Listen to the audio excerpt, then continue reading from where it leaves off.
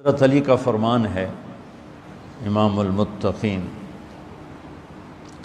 حضرت علی کے بارے میں اللہ کے نبی نے فرمایا، من کنت مولاہ فعلی مولاہ، جس کا میں مولا ہوں علی اس کا مولا ہے۔ اور یہاں مولا سے مراد دوست نہیں ہے، یہ ہم دوست کا ترجمہ کرتے ہیں آقا، سردار، جس کا میں سردار ہوں علی اس کے سردار ہیں۔ اس کے پیچھے ایک کافی پس منظر میں بہت سی چیزیں ہیں، ان کی صفائی کرنے کے لیے میرے نبی نے غدیر خم پر یہ حدیث بیان فرمائی خطبے میں کہ جس کا میں مولا ہوں اس کا علی مولا ہے۔ تو یہ چند دن پہلے مجھے خیال آیا کہ ہمیں حضرت علی نہیں کہنا چاہیے، ہمیں مولا علی کہنا چاہیے، کہ میرے نبی ہمیں ان کو ہمارا مولا بنا کے گئے ہیں۔ ہم سمجھتے ہیں صرف یہ شیعہ کہتے ہیں مولا علی، وہ صحیح کہتے ہیں، من کنت مولاہ فعلی مولاہ۔ آپ سب کے چہروں پہ میں حیرانی دیکھ رہا ہوں، حالانکہ میں آپ کو صحیح حدیث پیش کر رہا ہوں، من کنت مولاہ فعلی مولاہ، جس کا میں مولا ہوں علی اس کا مولا ہے۔ تو میں اب حضرت علی نہیں کہتا، میں کہتا ہوں مولا علی، کہ ان کا حق ہے۔ جیسے ہر صحابی کی بعض خصوصیات ہیں جو دوسرے میں نہیں۔ آپ نے ابو بکر سب سے بڑی ہستی ہیں صحابہ میں، ان کو نہیں، آپ نے کہا کہ تو جنت میں میرے آگے آگے چلتا ہے۔ بلال کو کہا کیا بات ہے، جب جنت میں جاتا ہوں مجھ سے آگے آگے چلتا نظر آتا ہے۔ جزوی فضیلت، سارے لوگ پیدل چلیں گے، میں براق پہ چلوں گا، میرے نبی نے فرمایا، اور بلال میرے آگے سرخ اونٹنی پہ بیٹھ کے چلے گا، یہ جزوی فضیلت۔ جنت میں جانے لگوں گا تو جنت کی سواری کی لگام ایسے نیچے گرے گی۔ نیچے گرنے کا مطلب ہے کوئی ڈرائیور آئے گا، کوچوان آئے گا جو چلائے گا، تو بلال حبشی کو یہ رسی پکڑائی جائے گی۔ تو اس طرح یہ جزوی فضائل کسی کے کسی طرح، کسی کے کسی طرح ہیں۔ تو مجھے خیال ہے کہ ہم اہل البیت کے حق میں بڑی کوتاہی کرتے ہیں، بہت کوتاہی کرتے ہیں۔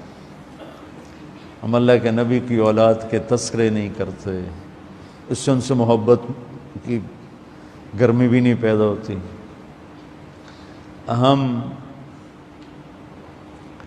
تم میری اولاد کی برائیاں میرے سامنے شروع کر دو تو تم مجھے اچھے لگو گے، اور میرے سامنے آ کر میری تعریف شروع کر دو، چاہے مجھے پتہ بھی ہو جھوٹی تعریف کرنا، تو بھی میرا دل خوش ہو جائے گا۔ تو ہم نے نا اللہ کے نبی کے گھرانے کے بارے میں بہت کوتاہی کی ہے، بہت کوتاہی کی ہے۔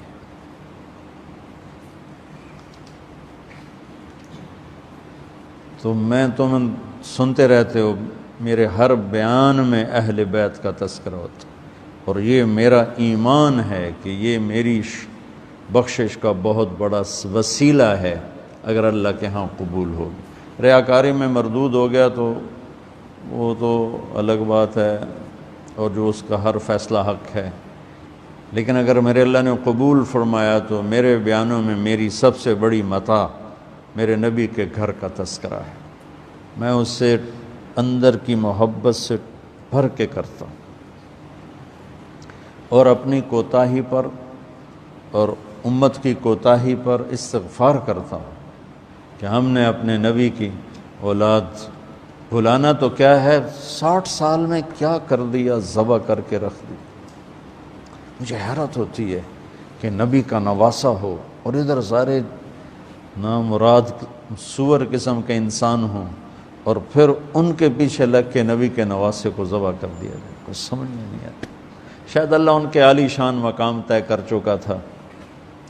جب وہ سب ساتھیوں نے کہا نا کہ اب واپس چلیں، وہاں ابن زیاد آ چکا ہے، واپس چلیں، تو فرمایا کہ نہیں، مجھے جانا ہے، ان کا تم موت دیکھ رہے ہو، کیوں جا رہے ہو؟ کہا مجھے میرے اللہ کے نبی خواب میں ملے ہیں، انہوں نے مجھے کچھ بات فرمائی ہے، لہذا مجھے جانا ہی جانا ہے۔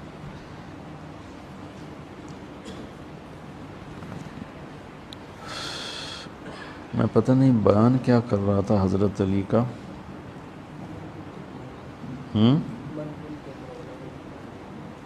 میں اس پر کوئی بات کہنا چاہتا تھا۔